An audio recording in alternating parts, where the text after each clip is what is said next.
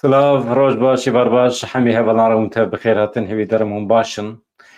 Îro di vê bernameya de em hinek tiştek cuda biceribînin. Ez dixwazim hevalên me ên ku niha peyam ji me re dişînin, dinivîsînin niha amade ne. Ez hêvî dikim dixwazim hûn jî tevlî bin em hinek wisa sohbet bikin. Hem li ser tekîliya Amerîka bi Tirkiye re, bandora Amerîkayê li ser Sûriyê, li ser Iraqê, ka çawa çêdibe, çima dronekî artêşa Tirkiye hate xistin li ser Kerkûkê, ji alî kîjan hêzan ve hate xistin, bi kîjan talîmatî. Encama xistina dronê wê bixware encamên çawayê siyasî bîne.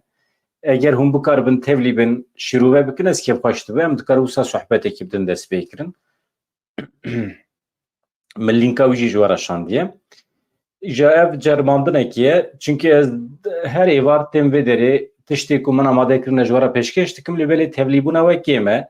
Tenê bi nivîskî, tenê wisa bi silav nebese. Hûn jî tevlî bin, ev bername bibe îya we baştir e, ez wisa dizanim. Hûn çi dibêjin?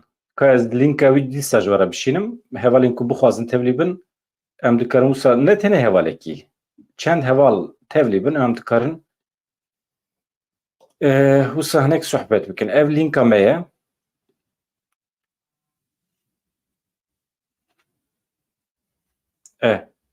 Ka ez binêrim mîvanê me ê daîmî ku canan tevlî dibe, ji me re peyamekî şandiye ez ka binêrim çi dibêje, belkî jî tiştê muhîm, tiştê giring dibêje.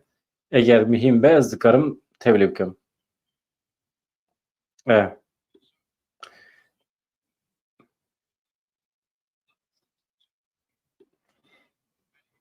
Tamam. Mijarekî dine.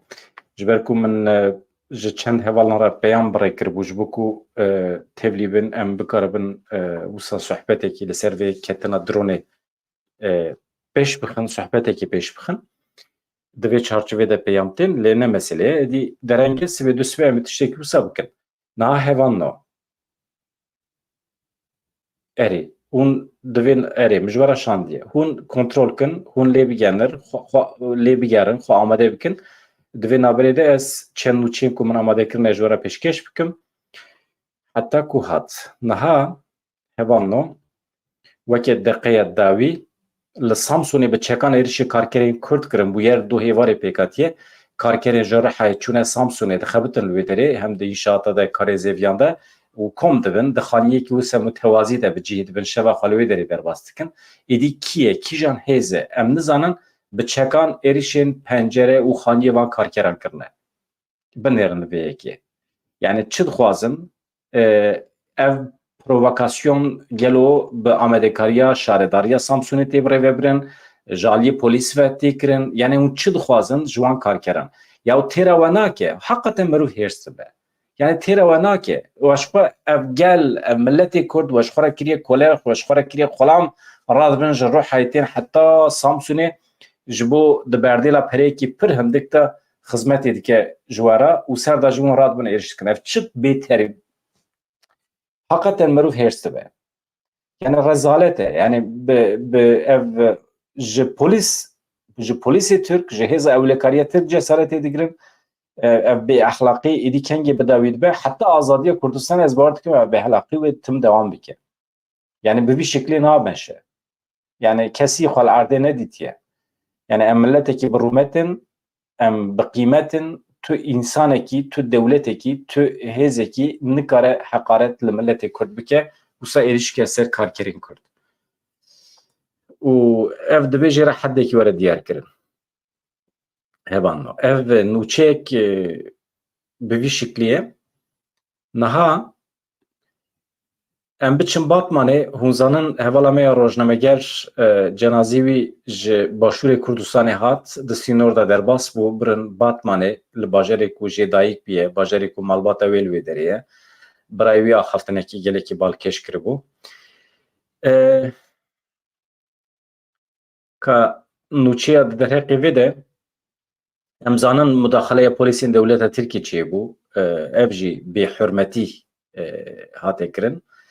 Gulistan tara hevala me ya rojnameger bi salan di nava xebatên çapemeniyê de kar kir, kedekî wê mezin heye û gelek şagirtê wê jî çêbûn di vê navberê de لی دولت ترکیه اطراف کر کو وان ایرش کریه وان گلستان تارا و هوالاوی شخوره کرنه هدف هیرو بهادین و افجی جارا یکم د دنیای ده تشتکی وسط شد به دولتی که اطراف تکه کد به ما او هر دو روزنامه گر کرنه هدف و ما داویل جیانوان آنیه و دوی لسر و اطرافه اگر ام وکه ملت کرد لشونا خواه بسکنن نکه و نوع حرکته دقادا ناونتیوی ده جی اگر ام دنگ و ندن ام دولت ترکیه نخن زوره و دمه سوچ یمه ام تشتک نکارم بکن سوچ یمه دولت ترک علنی باوی که وکری اعلان دکه که دجمن ملت کرده جبو دولت ترکیه روزنامه‌گر کرد به سیاستمدار دیپلمات به چکدار کرد به فخناکه پتانسیل تچابه وانده herkes teröristte. O dikin hedef, o itiraf jî dikin. Ama reyên hukukî çine, merû çewat dikeve nava tevgerê, merû çewat dewleta Tirkiye sujdar dike û ceza dike ji bo carekî din nekeve nava vê bê exlaqiyê, carekî din terörîzmê pêk neyne li hember milletê me û ev rê û rêbaz çine, merû çewat kare pêşî lê bigire, ew mijara nîqaşê ye. Ji ber vê eger hûn werin em bikarin bi hev re nîqaş bikin gelekî baş dibe. Fakat ez divê qenaetê de me milletê Kurd eger biryara xwe bide biryarek stratejîk yani biryara veqetandina temamî ya ji dewleta Tirkiye di vê çarçovede hemî xebatê xwe bimeşîne ez bawer dikim terorîzma dewleta Tirkiye li ser milletê Kurd wê kêmtir bibe. Ji pir rûgirtin ji me ji esaleta Kurdan rûgirtin ji nermbûna Kurdan rûgirtin ji van bangên Kurdan yên ji bo demokrasiyê ji bo aştiyê gelekî rûgirtin. Wextê ku biryara milletê Kurd hebe biryarek stratejîk ku temamî jiyan bi vî şeklî nameşe heta vê derê çi hebû me ceriband çi pêdivî hebû me kir wezîfeya ku ket ser me me pêkanî ama ji vê saetê şûnva êdî em nikarin wisa dest û ling girêdayî li bendê bin ka kengê kîjan saetê wê dewleta Tirkiye êrişê me bike û me bikuje. Em berxê berkerê nenin. Em nehatine hilbijartin weke qurbanî ji bo dewleta Tirkiye. Yani ew çend zibîdiyên ku dewleta Tirkiye bi rêve dibin me weke qurban hildibijêrin em vê yekê red dikin. Weke millet divê em red bikin. Çawa red bikin? Bi biryarê xwe yên stratejîk divê em red bikin. Elbet hêza me bi sînor e lê kes nikare pêşî li biryarê me jî bigire. Di vê çarçovêde ez hê jî li bendê me heval werin em van mijarana bi dorê de nîqaş bikin. Cenazeyê hevala me rojnameger Gulistan Tarha ku dewleta Tirkiye de êrişa Sîha de ew qetil kir li bajarê xwe bi tevlîbûna sedan kesî hate veşartin. Dewleta Tirkiye di 23 Tevexê de li navçeya Seyîd Sadiqiya Silêmaniyê bi balafirên Sîhayê wesayîta ku rojnamegerên Kurd tê de bûn kiribû hedef rojnamevan Gulistan Tarha xêro bihatîn qetil kirin. Cenazeyê Tarayê li bajarê wê Elihê, Batmanê bawekê girseyî hate pêşwazî kirin û veşartin. Cenazeyê Tarha ku li deriyê Sînoriyê Xaburê hate pêşwazî kirin piştî karûbarên otopsiyê li saziya Tiba Edliya Şirnexê anîn Elihê, Batmanê. Jinê ku cenazeyê Tarha hilgirtin xwestin heta goristana Tilmerç ya ku wê lê bihata veşartin birin. Polîsan êrişên girseyên kir, êrişê dayikan kir. Polîsan xwest tenê malbata Tarha û tenê çend parlamenter tevlî merasima veşartina cenazeyê bibin. Lêbelê beşdaran ev daxwaza polîsan red kir bawekê girseyî cenazedan ser milê xwe ber vê goristanê vemeşiyan. Divê demê de jî polîsan êriş kir. Dîmenê li ser vê yekê ez bînim dayînim ser ekranê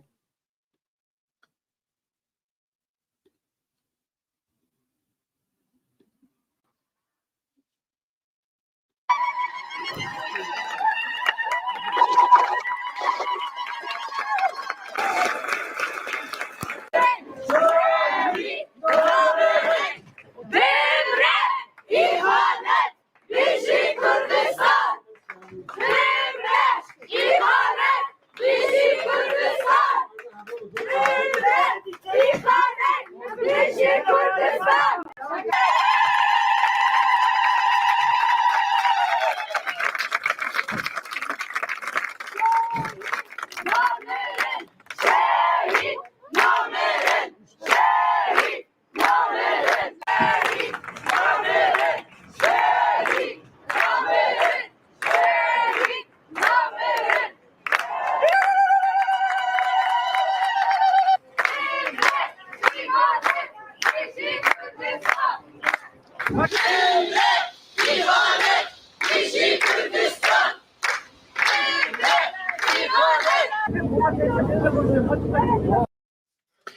باشه از dibêjim ew qas bes e yani êdî îjapnakê em dirêj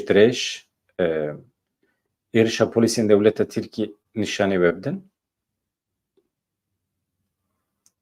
Niha hevano em nesekinin niha tabii amedekarî têne kirin Dem Partî û partiyên din ên Kurdistanî Piranî Dem Partî amedekariya Yekîlûnê Roja Aştiya Cîhanê dike. Min pêşniyaza min ew bû ku Roja Aştiya Cîhanê bila ji bo aştiya navxweyiya Kurdan be. Ji ber ku dewleta Tirkî heta ku bixwe nê lêborîn ji milletê Kurd nexwaze, tu tiştê ku milletê Kurd ji dewleta Tirkî hêvî bike tune ye. Yani ji aliyê ehlaqî ve jî, ji aliyê siyasî ve jî ne rast e ku milletê Kurd dawa aştiyê li dewleta Tirkiye bike. Yê ku heqê Kurda dixwe dewleta Tirkiye, yê ku terorê pêk tîne dewleta Tirkiye, ji ber vê yekê milletê Kurd ancak dikare li ber xwe bide û dawa aştiyê nikare bike. Yani divê demê de ku bi 10,000 mirovên te li zîndanê girtîne, tenê ji bo dawa Kurd û Kurdistanê li zîndanan e. û sibê heta êvarê dewleta Tirkiye bi dronan bi şiklên cuda êrişê ser milletê me dike ew mağduriyeta li holê ji xwe diyar e îjabnakê mirov dubare bike li gel van rewşan yani ji ziman bigire heta her cure mafê netewî qedexe ye di van rewşan de eger em rabin dîsa hewcê dewleta Tirkiye bibin, banga demokrasiyê bikin, banga aştiyê bikin, ev yani hinek balkêş e, hinek cuda ye. Qas rast ez nizanim. Ama bi min têde mantık kêm e. Di şertên wisa de eger berxwedan, tekoşîn hebe mirov dengê xwe bilind bike ancak dewleta Tirkiye dikare were lava bike, rîca bike ku mirov li hev were. Yani mirovekî mağdur çawa dikare here cem yê êrişkar bêje em li hev werin. Dewleta Tirkiye bêje me bi tera şer nekiriye ki ez bi tera li hev werim. Me bi tera şer nekiriye. Ez li hember terorîzmê tê dikoşim ew e. Yani min li hember milletê Kurd şer nedaye dest pê kirin dibêje û milletê Kurd jî tune ye çi dikî bike. Di rewşê wisa de heqeten mirov dikeve zehmetî ye. Ka hevano hûn hatin? Kî ji we hat vêdirê?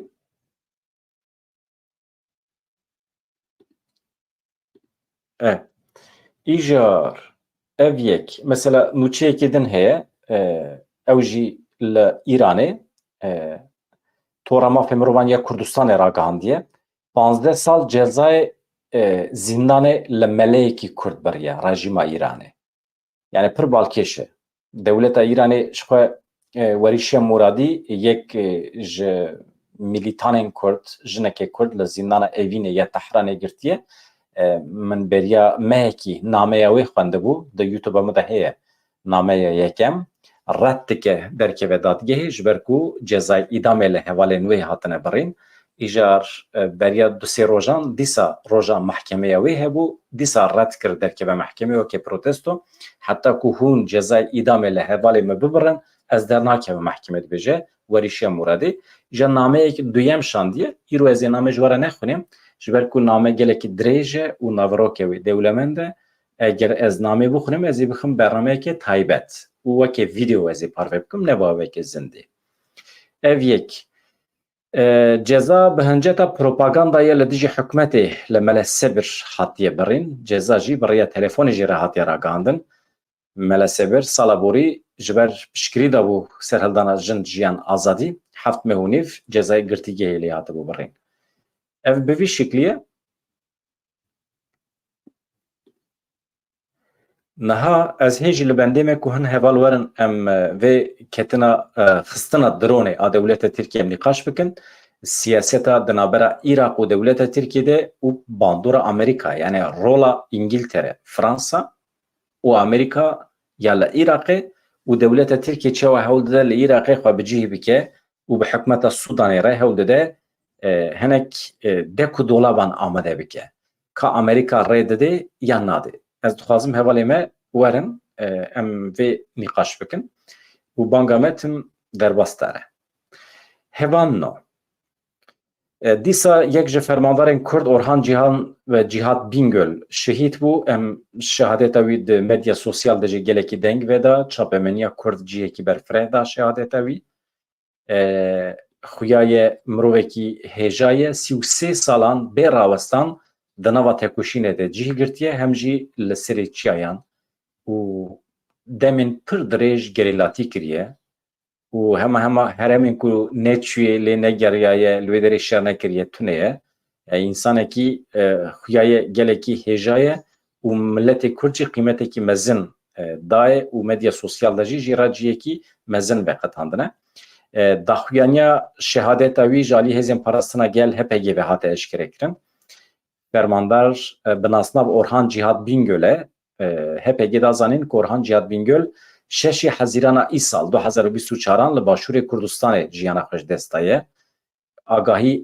Agahiya ku di daxuyaniya hêzên parastina gel de cih digire bi hevokekî ji were bibêjim.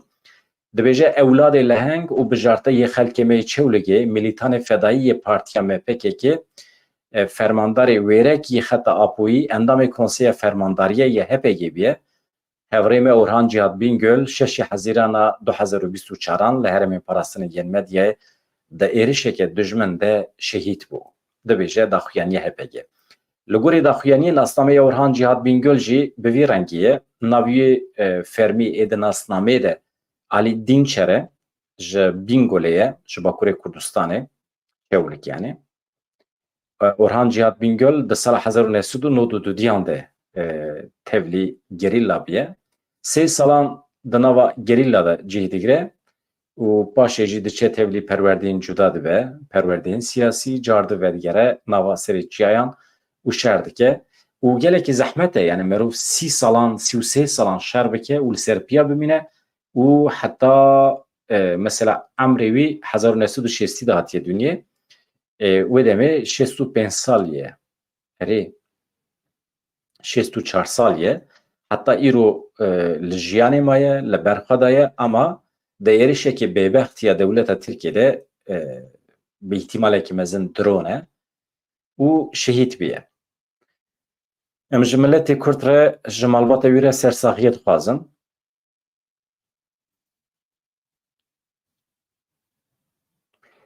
Niha hevan no. Ku ez hinek li halê we bipirsim paşê ez dest wê mijarê bikim. Mijara berfireh. Yani ez dibêjim mijarekî berfireh e binêrin ez hinek ka li peyamê we binêrim. Mijar çima berfireh e? Aktorên sereke yên rojhilata navîn hene. Fransa, İngiltere, Amerîka. Bandora wan hem li ser Sûriyê heye hem jî li ser Iraqê. Pir behsa Rûsyê nakim ji ber ku bandora Rûsyê niha vê gavê tenê li ser İran û Sûriyê heye. Lêberê Amerîka, Fransa, İngiltere bandora wan li ser hemî welatên herêmê hene bi taybetî hem li Sûriyê û hem jî li Iraqê. Îşa ji ber vê yekê wisa zû bi zû rê nadin ku dewleta Tirkiyê were bi Iraqê re hevpeymanî yani peyman îmze bike û tifaqê çê bike. Tenê tiştek dibêjin tu dikarî tifaqekî çêkî bi taybetî li hember gerîlla.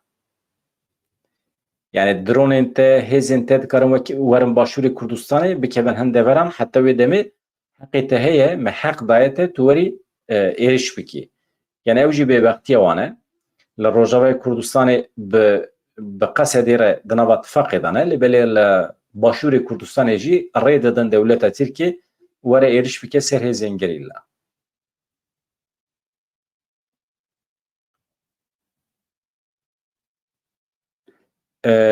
Dengê rewanê ka tu çi dibêjî formatê derî eva formatê derî kengê endamê te kîjan format tu dibêjî? Şopînerên me kesên ku dibin abonê me elbet wê bigêjin milyonekî çima nebe milyonekî ez fehm nakim. Yani eger merû bide berçavan ku bixwasî 40 milyon milletê me heye li her derê dunyayê û milyonekî bibe abone û li me temaşe bike yani ez pir dûr nabînim çima nebe yani mümkün çebe ama dibe em jî hinekî hêz kuvvet bidin xwe em mîvanên bi hêzvînin tevlî bikin û em cih bidin şîroveyên pir hêja û di plana me de jî heye em ê vê yekî bikin tabii ki. Ama tişta baş çi ye? Tişta baş vê derê de em bi hev dişêwirin. Meseleyên ku çê dibin li welatê me em vê derê ji hev re radigihînin. Niha hevan no ez ka rakim viya û hinekî cih bidim peyamê we paşê jî ez ê vegerim ser wê mijara mihîm a girîng a ketina dronê. Dron çima di vê demê de hate xistin û tam jî di dema civînekê girîng de ku li Enqereyê di navbera Iraq û dewleta Tirkiyeyê de pêk dat û gelek meseleyên wan ê tevlihev hene. Dewleta Tirkiye rê dabû Iraqê ku karibe zarokên 15 salî biçûktir û mirovên 5 salî mezintir bê vîze bikaribûn werin Tirkiye. Ama dewleta Tirkiye di ser xwe raçûye. Dema ku rê didinê ku bikaribe bikeve Başûrê Kurdistanê ji wan ve êdiye û dikarin temamê Iraqê ji xwe re dagir bikin bikevîne û tê de hespê xwe bibezînin ne wisa ye. Ne wisa ye. Iraq bêxwedî ne. Yani tenê Herêma Kurdistanê jê re rêvekirine û nayê wê maneyê ku dikare dronê xwe bişîne heta ser Kerkûkê jî. Di mesela Kerkûkê de jî çend gotinên min hene ji we re bêjim. Ka hevando kîl vê derê ye, kî ji me re çi nivîsiye? Saîd Hûtî hatiye, Med Arîn Cîzrelî yek jî bi Rûsî heye ama ez nikarim bixwînim. û rû muzîk tu çawanî xêr hatî ji Sîwasê. Fasel Muhammed merheba tu bixêr hatî. Nimettin Yılmaz apê adem li vê derê Arî Rauf dem xınis li vê derê Agipter Malî li vê derê hûn te bixêr hatin. Dîlan Gulê tu jî merheba bixêr hatî. Mîkê jî Sancar Ahmet silav û rêz ji te re jî mamoste. Em ji hev re dibêjin mamoste. Dengê rewanê yani eva pratik nîne. Kîjan pratik nîne? Yani tu kîjan pratik nîne ez min peyamê te berê ji ber ku nexwendine ez tam fehm nakim. Yani tiştê ku tu dibêjî ez mîvan tevlî bikim sohbet bikim di wê çerçevede yani di wê manê de tu dibêjî.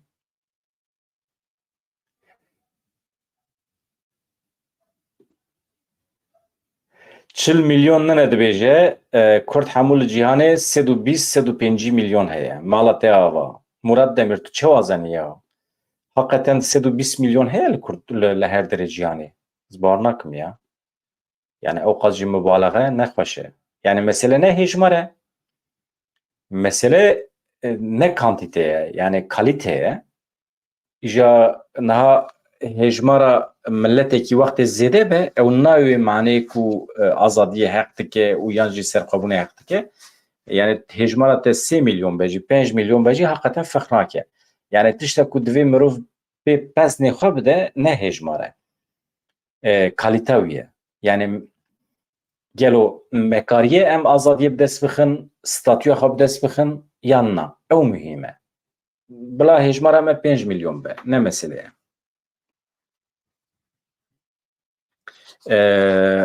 Yani ez divê qenaatê de me baz jî li vê derê ye wekî din dibêje Kurdên Bakur tenê 40 milyon e. Ya ji kengî ve Kurdên Bakur bûne 40 milyon? Em çima nabînin? Eger 40 milyon be wê demê em pir ne serkeftîne. Çünkü dengê Dem Partiye 7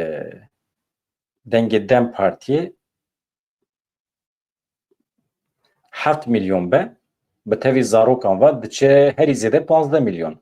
Wê demê nîvê Kurdan jî dengê xanadin Dem Partiye. û hele 10-15 partiyên me din hene ew jî hemî milyonekî deng nikarin bigirin. Wê demê rewşa me ne baş e. Yani hejmara me li Bakur çi qas zêde be ew qas em dibînin ku rewşa me ne baş e.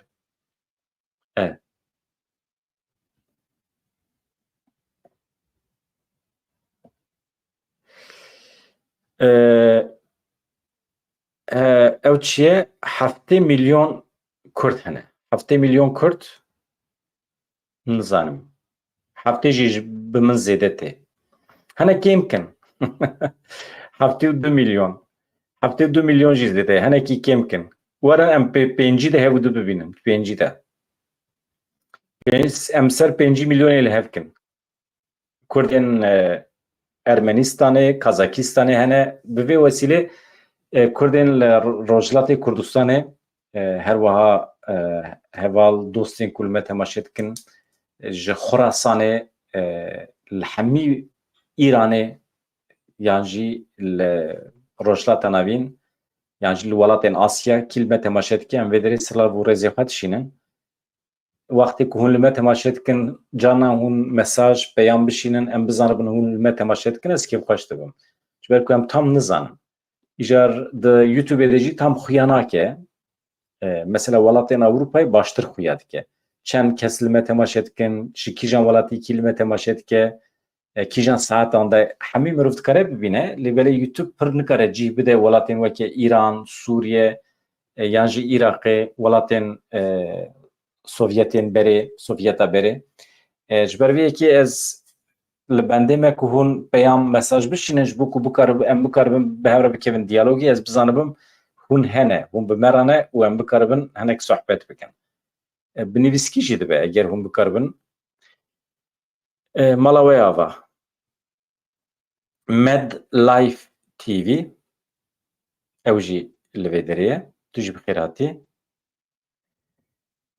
Hebûnameya Kurdan herî kêm li Bakur bi qasî 30 milyon e. 30 milyon merov dikare li hev bike tenê ji bo Bakur, 20 milyon jî li deverên cuda. Ew têda mantiq heye. Ama dibêjin li Rojhilatê Kurdistanê bi qasî 15 milyon Kurd heye. Yani li temamê İranê, Xorasan jî di nav de. Tiştekî wisa heye. 15 milyon em ser Rojhilatê Kurdistanê 15 milyonê li hev bikin. Başûrê Kurdistanê bi qasî 8 milyon, Rojava 5 milyon, Bakurê Kurdistanê 20 milyon edî matematîka wî hûn hesab bikin. Bi vî şekliyê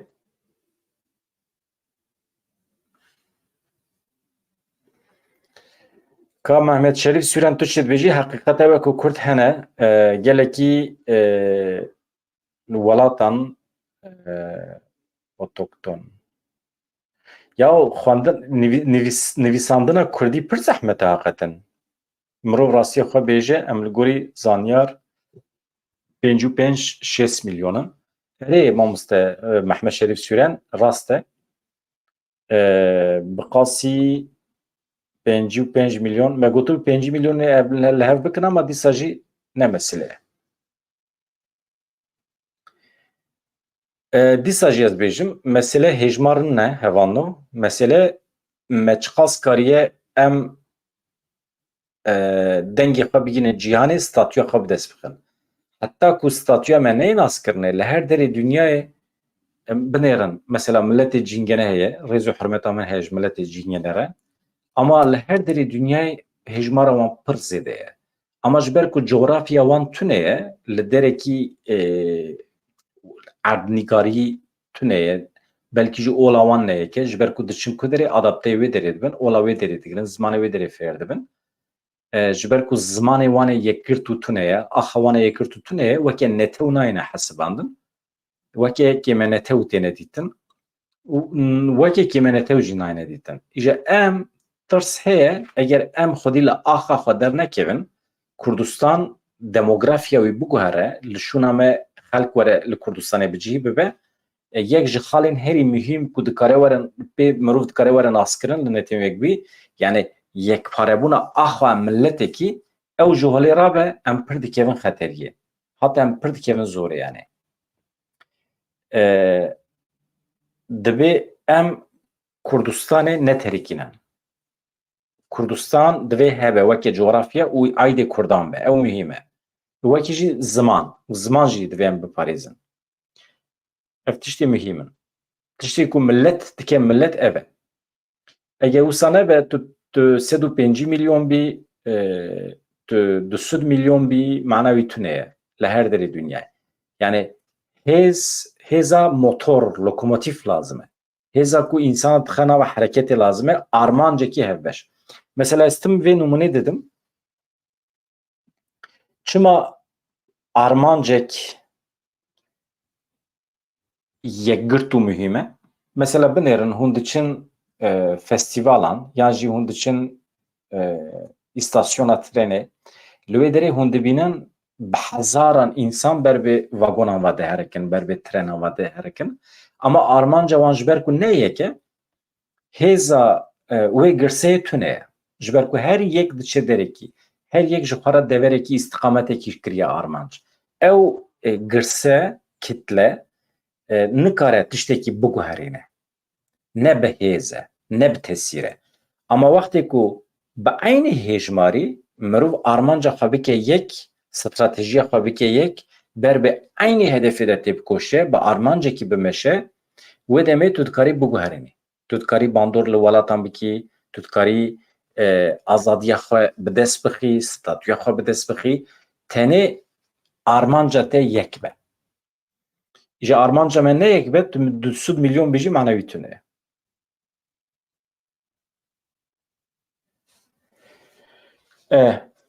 yani edi mesela hejmar em daynan. Mesela hejmar eri Hüseyin Yıldız dibêje 5 milyon.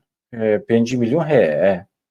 Mecile hev kiribu ama Murat tebin dibêje ez dîsa dibêjim 105 milyon Kurd jî nizanim. Nizanim. Murat Demir ez nizanim. Ka were tevlî be. Ez dibînim ku heval pir xwe nadim ber tevlîbûna zindî. Diyako jî heye li roja 12 milyon insan dibe Kurd hene.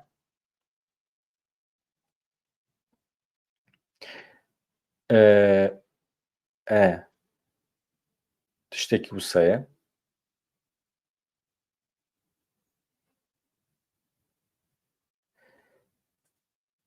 Yani baş e eger hûn neyên ez hinek meselê ji we re îzah bikim hevalno binêrin. Tabii me dixwest hûn fikrê xwe beyan bikin ka heqeten çima ev dron hate xistin. Ez dîmen danaynim serê û ji ber ku hûn jî zanin dîmen 40 milyon vî şeklî. Yani dronekî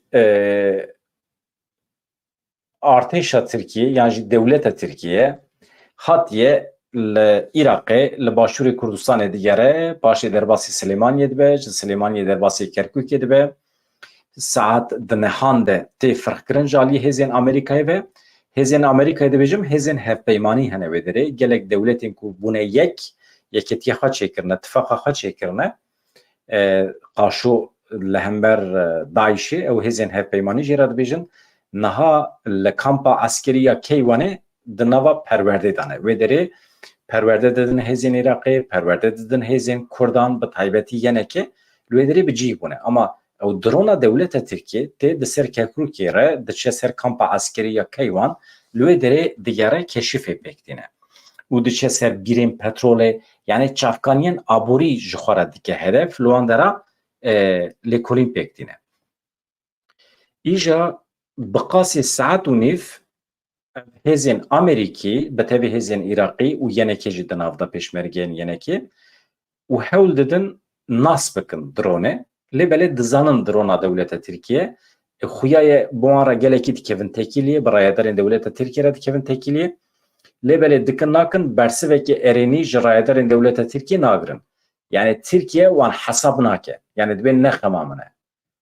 Cesaret girtiye ji Iraqê tam 2 saetê de li Enqerê civînekî gelekî girîng heye bi dewleta Iraqê re yani êdî weke meydana bavê xwe dizanin hespê xwe tê de dibezînin îja drona xwe jî anîne digerînin ew yani divê qenaetê dane ku sedî sed ev dron wê neyê xistin. Yani şansê xwe diceribînin ka heta kuderê em dikarin biçin. Yani îro Kerkûkê diceribînin sibê jî ew ê biçe heta Bexdayê sibê jî ew balafirên şer bişînin îja sibê ew ê her derê bombe bikin bi vî şeklî tim diceribînin îja çi bû saat û nîv piştî keşfê kirin nekirin ev dron xwe venekişand vê dronê xwe venekişand bi talîmata Amerîkayê hêzên Iraqê pêl bişkovekî kirin em bêjin û ew dron hat xistin. Dron wextê ku hat xistin Tirkiye şok bû. Tirkiye ne li bendê bû ku dron were xistin. Îja ketin panîkê, daxuyanî nedan, tiştekî eşkere nekirin, telefona her derê kirin ama çi bû hêzên Iraqê derketin, beyan kirin ku gotin erê me xistiye û hem jî me bi talîmata Bexdayê ev xistiye. û di ser de jî talîmata Bexda jî têr nake bi hêzên hevpeymanî yani bi Amerîkayê re em bi hev şêwirîne û me bi hev re biryar daye ku em vê dronê bînin xwarê. Yani di vê derê de çi ye? İngiltere, Fransa, Amerika, Iraq saat û nîv li bendê bûne ku dron biçe neçûye başe bîne xwarê. û ev şiyariyekî pir cidî ye li dewleta Tirkiye. Yani dibêje sînorê te tenê qetilkirina hêzên gerîlla ye. Tu ji wê zêdetir nikarî werî.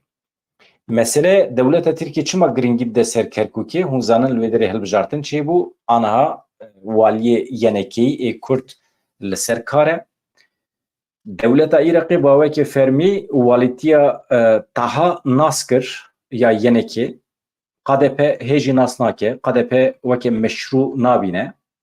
Mesela merov nikare fehm bike. Dewleta Tirkiye hilbijartina walî red dike, waliyê Kurd naxwaze. Halbuki hêzên Türkmen tenê du kursî bi dest xistibûn. Qismekî Ereb jî red dikin. Lêbelê dewleta Iraqê mazbata jî da, qebûl jî kir. Yani otorîteya Kurd ya li Kerkûkê bawekî fermî hatiye qebûl kirin. Ha hûn ê bibêjin tenê Iraqê ev yek kir na. Xuya ye hem İngiltere hem Fransa hem Amerika zorê li Iraqê kirine ku walîtiya Kurdan ya li Kerkûkê qebûl bike. Bê Tirkiye. Bê ku raya Tirkiye bigirin. Türkiye behecî ye. Türkiye xwe mav kiriye. Giringiyekî pir mezin dide Kerkûkê lê bi ser neket. Tirkiye di Kerkûkê de bi ser neket. Tek çû. Plan û projeyê wan ew bû Türkmen, PDK û qismekî Ereban bînin cemhev wê derê walî bi dest bixin û destanê ser dewlemendiya Kerkûkê istixbarata xwe bibînin bixin wê derê, askerê xwe bînin bixin wê derê û rolekî misyonekî pir mezin ya ji bo pêşerojê bigirin ser milê xwe. Amerîka ket dewrê ev yek red kir û çê nebû. Yek tiştekî din jî heye ku dewleta Tirkiye pir aciz dike. Yek ji wan îşareta ye ku Amerîka ne bi dewleta Tirkiye re ye li Iraqê. Ew jî çi ye? Generalekî Iraqî, generalekî Amerîkî çû cem Nêçîrvan Barzanî zorê lê kir, got me mühlet daye we, me sehet daye we, hûn mecbûrin bi yenekê re werin cemhev hêzek hevbeş ya pêşmerge ava bikin. Yani artêşek Kurdistanî li başûrê Kurdistanê. Amerîkayê zorê li PDK dike, yenekê ji xwe razî ye. Yani fermandariyekî hevbeş. Hemî pêşmerge werin dibin fermandariyekî de li hev bicivin û li gorî talîmatekî navendekî birêve biçin ji ber ku niha du serî hene. Îja dewleta Tirkiye ketiye nava panîkê. Dibêje Amerîka haziriya çi dike gelo? Çima tam di vê demê de ku me zorê li Kurdan kiriye û dî em dixwazin yenekê teng bikin, em yenekê tejît bikin û em sûcdar bikin, em bibêjin tu bi PKK rayî û em kriminalîze bikin û heta wan şewat mewatê dikana jî xistin stûyê yenekê hewldan tiştek wisa jî bikin û dibêjin tekîliya te bi PKK re heye û bi Qesedê re heye û filan bêva û dixwazin yenekê teng bikin. Lê Amerîka niha destûr nade. Amerîka niha perwerdeya eskerî dide yenekê, pêşmergeya yenekê, navbera wan gelekî baş e û qîmetekî pir mezin didin Kerkûkê. Hem İngiltere û hem jî Amerîka. Yani rê nadin dewleta Tirkiye were li Iraqê hespê xwe li gorî dilê xwe bibezîne. Îje tirsekî din ya dewleta Tirkiye ew e Qesedê jî tevlî vê artêşa netewî ya Kurd bikin. اگر قصد جی تبلی ببه و دمه سینورین باشوری کردستان و روجاوا رابه قصد جی تبلی پیشمرگی و قصد ببن هیزک یعنی قد نبه جی مرکزه کی فرمان بگرن یعنی جی کنسey askeri ferman bigrin wisa Kurdistanê biparêzin yani jî di tekoşîna li hember dewleta Tirkiyeyê di tekoşîna li hember Daişê de tehdîta ku ji derve tê çi dibe bila bibe eger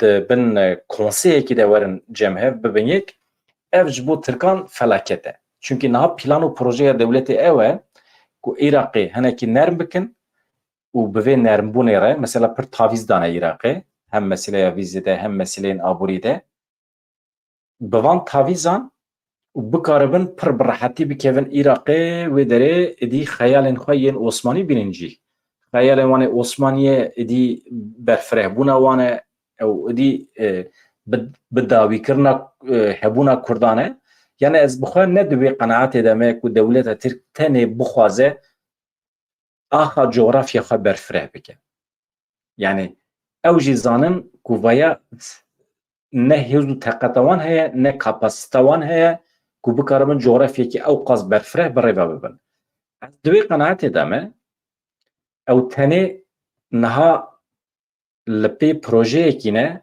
ku bikaribin temamî qira Kurdan bînin ji ber ku Kurd îro nebe sibê ji bo wan problem e eger pêşî bikaribin Kurdan hel bikin ji aliyê fîzîkî ve eger nikaribin qir bikin qet nebe destûnilîgê wan girê bidin bêtesîr bikin hêza îroya gerîla bi temamî ji holê rakin yan jî rêya siyasetê nîşanê wan bidin ku bikaribin sibê du spe li deverê ku wan bibînin û bi suîqastan wan ji holê rabikin yani hêza gerîla a Partiya Karkerên Kurdistanê eger bêtesîr bibe zayıf bikeve pêşiya dewleta Tirkiyê gelekî ve dibe wê demê dikare PDK jî zayıf bixe û yan jî bi temamî esîr bigire ji xwe niha pir qismekî mezin esîr girtiye ama dikare zêdetir esîr bigire û yan jî hemî gotinên xwe bi wan bide kirin dewleta Tirkiyê wextê gotinên xwe bi hêzekî Kurdî bide kirin çima ihtiyaç bibîne ji holê rake ihtiyaç nabîne ji ber vê yekî pêra dostaniyê çê dike mesela li Bakurê Kurdistanê dewleta Tirkiye çima bixwaze Hüdaparê ji holê rake Hüdapar sedî set di emrê dewleta Tirkiyê de ye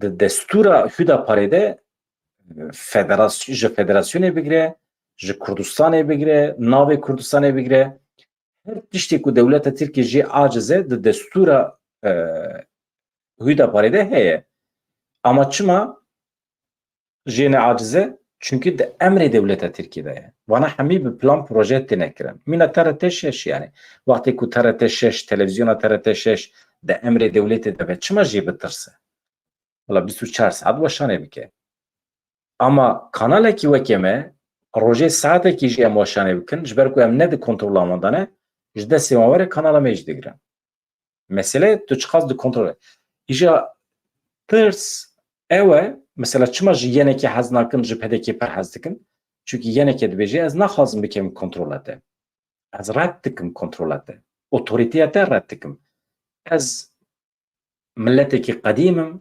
milletekî kevnê rojhilata navînim ez bi xwe dikarim xwe bi rêve bibim ez bi xwe rêve dibim û tu mecbûrî ji serweriya min re rêz hurmet bigirî ji dewleta Tirkiye re dibêje û Tirkiye jî bi çavekî pir biçûk li Kurda dinêre yani dibe ev Kurdin em hinekî pere bidinê em dikarin Kurdan bikirin yani ji wan wetirê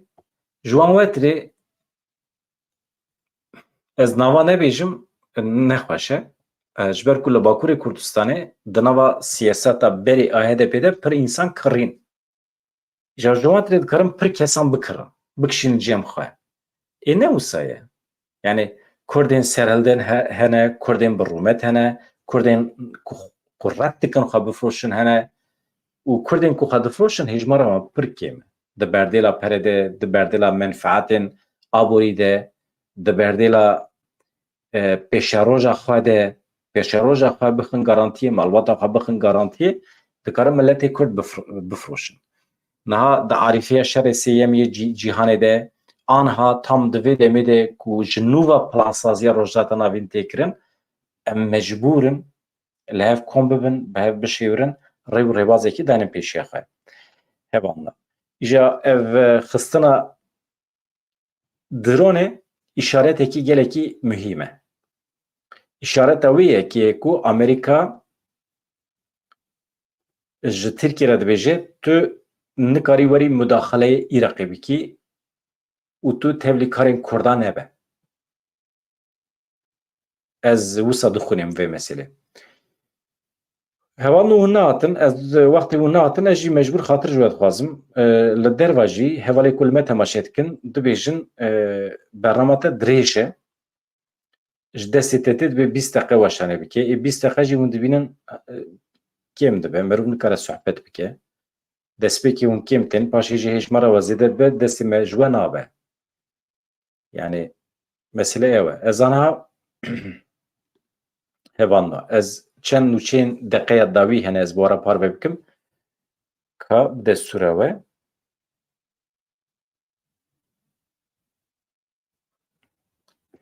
Yani İsrail'e berpirsiyerekî din yê Hamasê kuşt.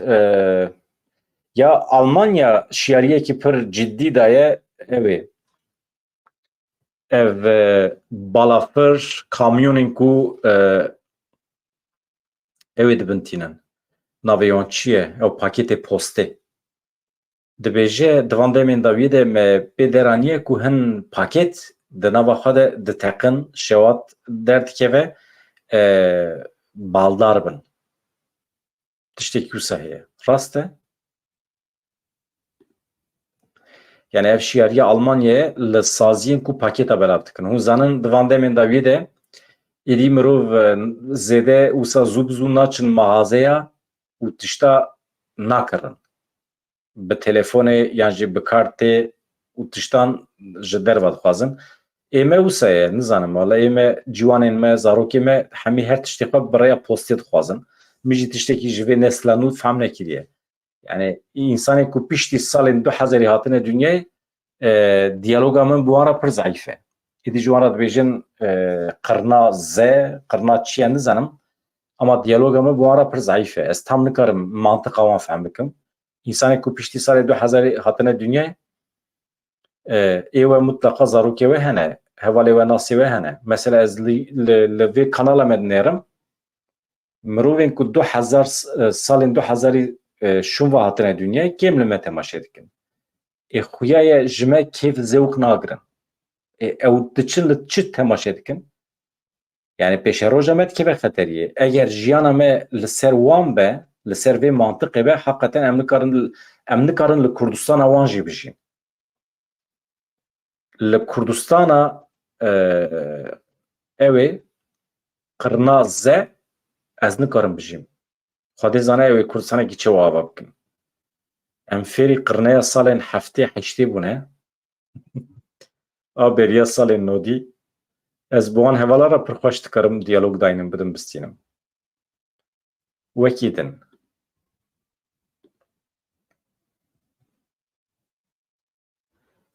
Wekî din ez ya li Swîsre meşekî dirêj dest pê dike çi ye nizanim. Baş e. Ez vê jî ji we re pêşkêş bikim lê binêrim.